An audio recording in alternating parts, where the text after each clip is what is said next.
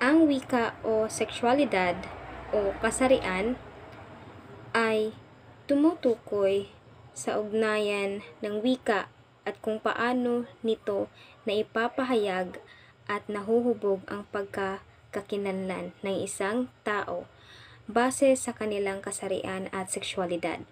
Sa madaling salita, pinag-aaralan dito kung paano ginagamit ang wika upang maipakita, mapalawak o mapanghawakan ang mga konsepto ng pagiging lalaki, babae o iba pang gender identities, gayon din ang pag-unawa sa mga sexual na oryentasyon.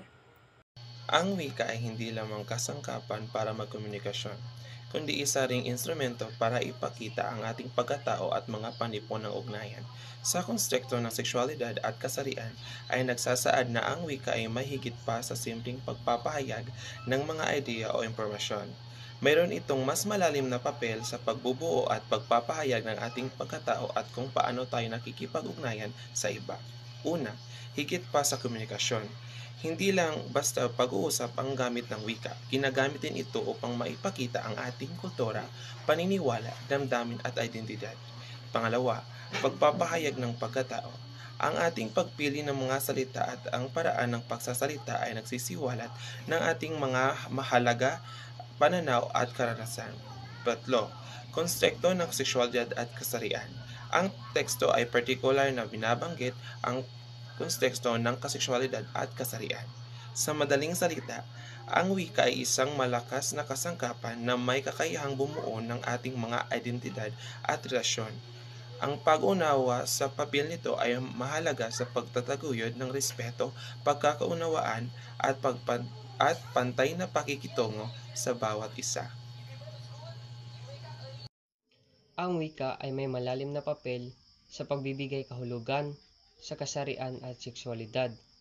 Ang mga salita at pangungusap na ginagamit sa lipunan ay nagpapakita ng mga inaasahan at stereotype tungkol sa mga iba't ibang uri ng kasarian, katulad na lamang ng lalaki, babae, at iba pang gender identities.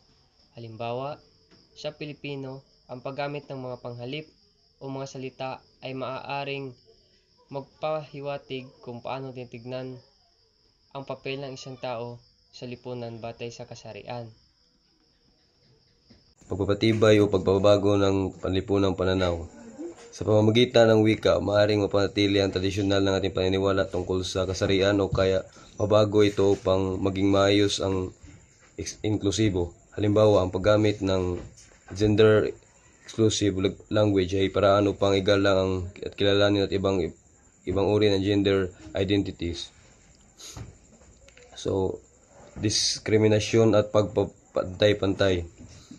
Sa ilang pagkakataon ng wika ay nagiging daluyan ng diskriminasyon laban sa mga miyembro ng LGBTQ+ community o mga taong may ibang gender identity.